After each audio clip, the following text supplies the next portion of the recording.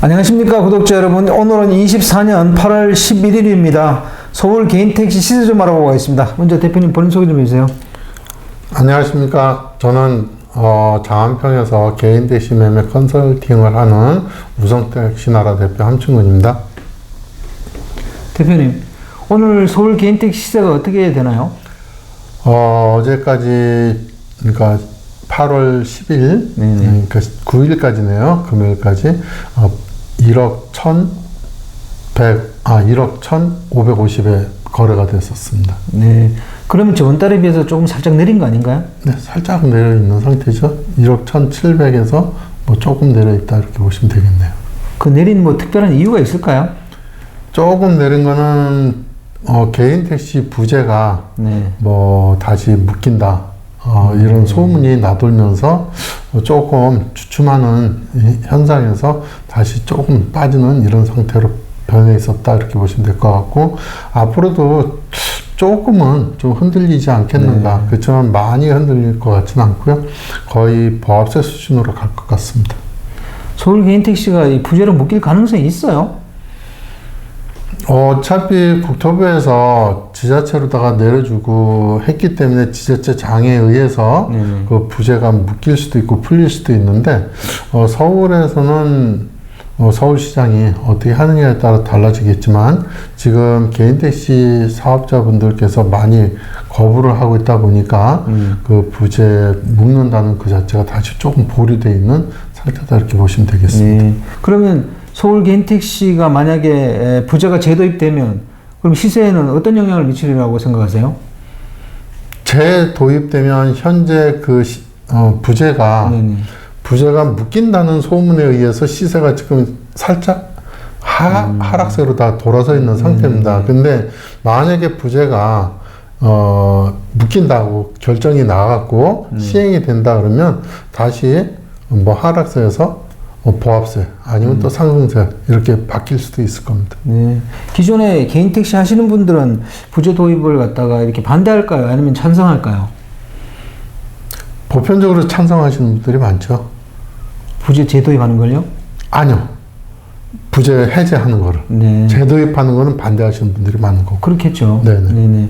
그리고 서울 개인택시 조합에서 개인택시 매매 관장하는 문제, 이거 어떻게 됐습니까?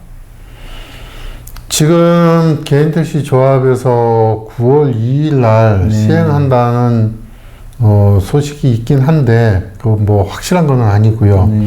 주변에서 흘러서 이렇게 들어오는 정보에 의하면 9월 2일부터 한다는 얘기가 있었어요. 근데 지난번에도 6월 달부터 시작한다 그러는 게 아직까지도 못했거든요.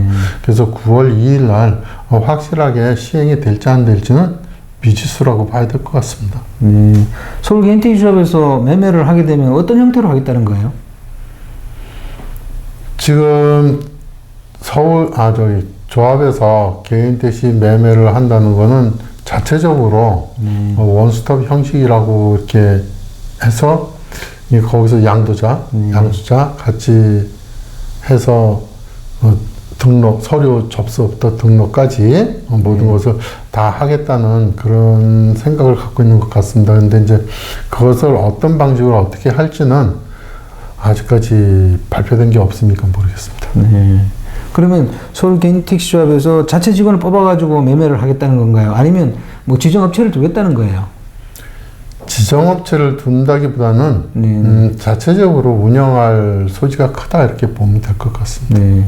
그렇게 되면 서울 개인택시 시세는 좀 상승할 가능성이 있나요? 그건 조합에서 담합해가지고 시세를 묶어 놓는다 그러면 아마 올려서 묶어 놓겠죠. 아무래도 왜냐하면 현재 개인택시 조합은 사업자 위주로 운영을 하는 단체다가 보니까 사업자들이 담은 얼마라도 또 득이 생겨야 되고, 또 그래야 그 사업자분들께서 또 호응도가 높아질 거 아니겠습니까? 그러다 보니까 시세는 아마 높이 책정하지 않겠나 싶습니다. 그렇게 되면 이런 장안평에서 매매하시는 분들은 어떻게 돼요? 지금 아직 시행은 안 됐지만 앞으로 장안평에서 근무하시는 분들이 거기에 대처할 수 있는 것이 무엇인가 지금 많이 논의를 하고 있는데 그것은 아직까지 확실치 되지 않았기 때문에 조금 말씀드리기가 좀 그렇습니다. 네, 네. 이제 좀 얘기를 다시 한번 본론으로 돌아가서 네. 다음 달 서울 개인택시 시세를 어떻게 전망하세요? 다음 달에서는 지금 뭐 1억 1,550에서 약간 처지는 1억 1,500, 1억 1,450까지 빠지지 않겠나 하는 그런 생각이 있긴 하는데 기다리시는 분들은 많이 기다리지 말고 지금 시점에서라도 구매하셔가지고 빨리 운행하시는 게 좋지 않겠나 싶습니다. 네. 다음 달에 살짝 빠진다고 그렇게 전망하시는 이유가 있을까요? 지금까지 개인택시 시세가 네네. 등락의 폭이 컸지 않습니까? 네네. 작년서부터 시작해갖고 9천만 원대부터 시작해갖고 1억 2,700까지 큰 폭으로 왔다 갔다 했고요. 1억 2,700에서 1억 700까지 또 빠지는 이런 현상이 벌어졌다가 또 다시 1억 700에서 1억 1,700까지 올라갔었잖아요. 그래서 뭐 시계추로 계산을 한다면 왔다 갔다 하다 보면 중간에 가서 어느 시점에 쓰게 되잖아요.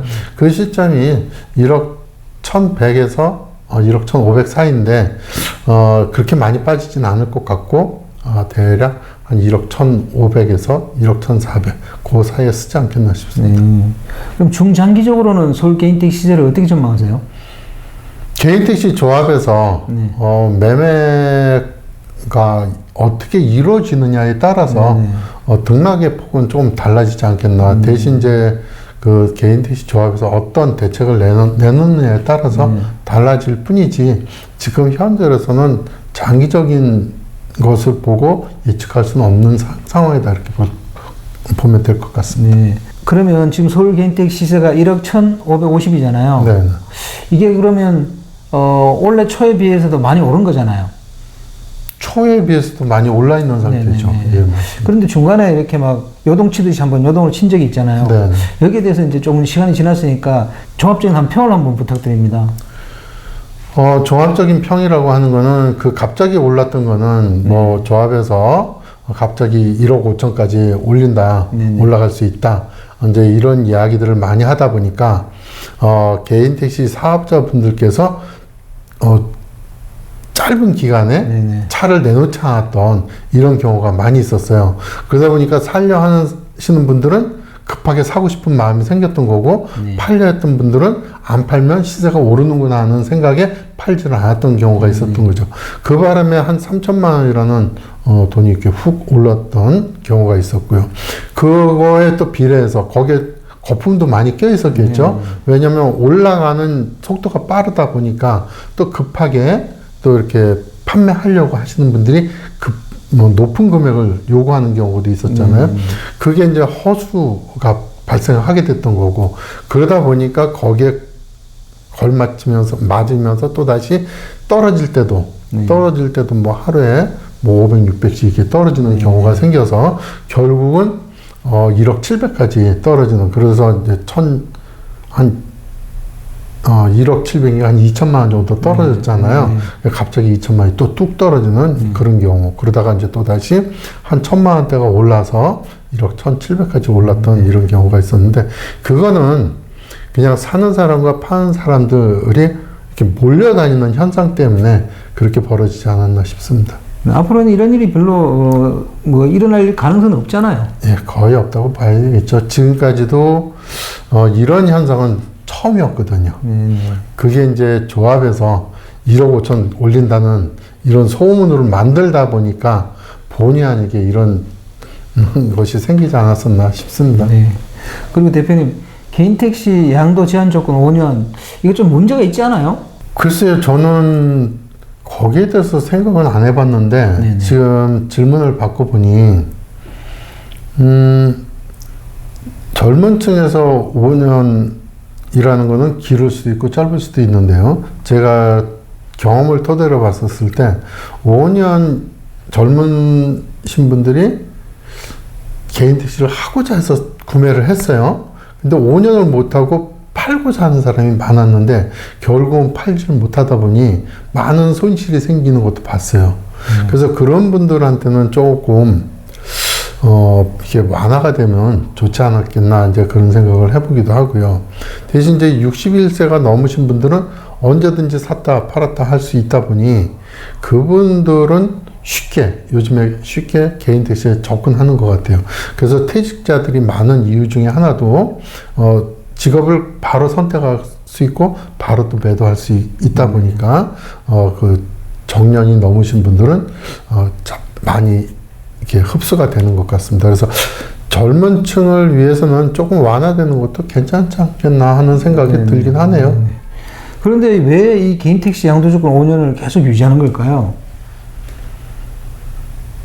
우리나라 법이라는 게 하나 만들어지면 그게 고쳐지는 건 쉽지가 않잖아요. 그리고 또 어떤 제도적으로 또 나서서 움직이는 사람도 거의 없을 뿐더러 그러다 보니까 지금 질문을 받고 보니까 불편한 건 많이 있는 것 같은데 생각 안 하고 살아오다 보니까 그 부분에서는 생각을 안 해본 것 같습니다. 그래서 뭐라고 말씀드리기가 좀 그러네요. 네. 아니 그렇게 좀 뭐 완전히 해지하는 게 어렵다면 뭐 2년이나 3년으로 낮추는 것도 좋은 방안일 것 같은데 전혀 그런 그 논의가 없어서 제가 좀 의문이 들더라고요. 맞습니다. 이 업계에서 그거를 줄이겠다고 하시는 분들이 목소리가 작다 보니까 커지지 않아서 이렇게 수면 위로 안 올라온 것 같아요. 예전에 뭐 개인 택시 넘버값 이걸로 뭐 시세 차익을 남기기 위한 투기가 이렇게 조성된 적이 있었나요? 없었습니다. 그런데 왜냐면 모르겠어요. 과거에는 5년이라는 게 묶여 있다 보니까 투기라는 것도 할 수 없고 투자라는 것도 할 수 없는 이런 상황이었죠. 그리고 과거에는 개인 택시를 한번 매도를 하면 3년 이내에 개인 택시 구매가 안 됐었어요. 그러다 보니까 개인 택시는 한번 왔다가 다시 재도전하는 건 쉽지 않구나. 이런 제도가 있었는데, 지난 과거에, 개인 택시를 매도해도, 개인 택시에서 무사고로 운전하셨던 분들이 바로 개인 택시를 매입할 수 있는 이런 제도가 바뀌었습니다. 그래서 61세가 넘는 사람들이 바로 매도했다가 바로 양수할 수 있는 이런 경우도 생기는 거죠.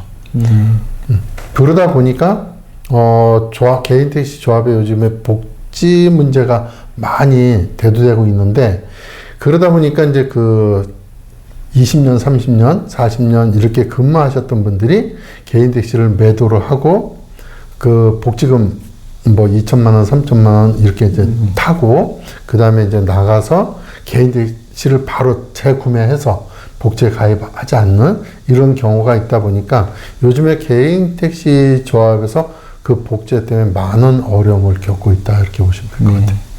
대표님도 예전에 개인 택시를 하셨었잖아요. 네. 그 하시고 나서 나중에 복지금 얼마를 받으셨어요? 제가 84년에 시작을 해서요. 개인 택시를 84년 시작해갖고 2003년에 그만두면서 만 19년을 근무를 했어요. 그 당시에 한 1,800 정도 받은 것 같습니다. 그 당시 1,800이면 큰 금액이었나요? 큰 금액이었죠. 왜냐하면 내가 복지금 납부한 거는 보통 한 달에 처음에는 한 14,000원서부터 시작해갖고 2만원, 3만원 하다가 나중에는 한 4만원대에서 4만원대에서 저는 끝이 난 것 같아요. 그리고 19년에서 18년치를 받았으니까 1,800만 원 정도 받았으니까 많이 받은 거죠. 네. 이번 달에 거래하시러 오시는 분들은 주로 어떤 분들이 많던가요? 보편적으로 정년퇴직 하시는 분들이 많습니다. 아무래도 젊은 층보다도 아직까지는 정년퇴직 하시는 분들이 가장 많이 찾아오신다 이렇게 보시면 될 것 같습니다.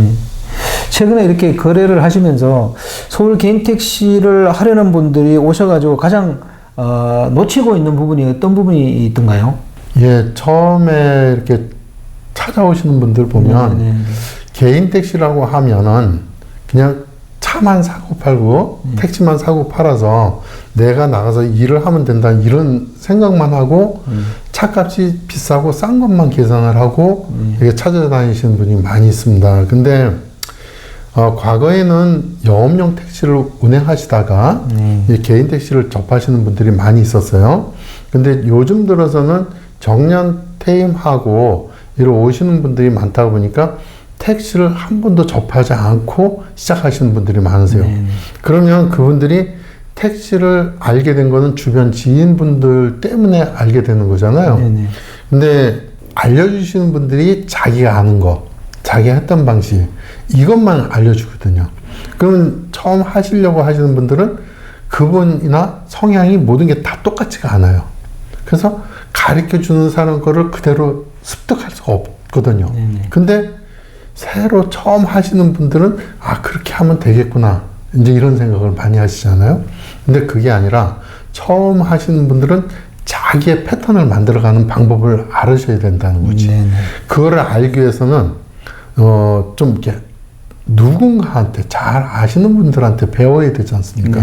이제 그런 것들을 처음부터, 그러니까 이제 뭐 차 사고 팔고 하는 것도 중요하겠지만은 중요한 거는 일을 어떤 방식으로 해야 되는 건지, 또 그 다음에 어디 가서 어떤 손님들을 어떻게 태워야 되는 건지, 또 어떤 손님들을 만났을 때 그 대처하는 방법이라든가 이런 것들을 알고 시작하는 거와 모르고 시작하는 거는 커다란 차이가 있다. 그래서 개인 택시를 처음 시작하려고 하시는 분들은 무조건 이게 상해에 오시면 그냥 차값이 비싸다, 싸다 이것만 생각하고 오셔서 계약하시는 분들이 많으세요. 근데 어떤 딜러가 어떻게 설명을 해서 자기가 개인 택시를 시작할 때 어떻게 시작한다는 것까지 알려주시면 그만큼 더 많은 플러스가 되지 않겠는가. 그래서 그런 걸 많이 놓치지 않나 싶습니다. 네, 알겠습니다. 오늘 인터뷰 감사드립니다. 네, 구독자 여러분, 오늘은 24년 8월 11일입니다. 서울 개인택시제는 저번 달에 비해서 약 보합세를 유지하고 있고요. 서울 개인택시를 양수하시려는 분들은 그 부재 제도의 문제, 그 다음 서울 개인택시 조합에서 매매를 관장하는 문제 등을 잘 이렇게 보고 계시다가 적당한 시기에 개인택시 면허를 양수하시면 되겠습니다. 자, 호화전은 다음 주에 또 다른 주제로 구독자 여러분 찾아뵙겠습니다. 안녕히 계십시오. 호호 아지였습니다.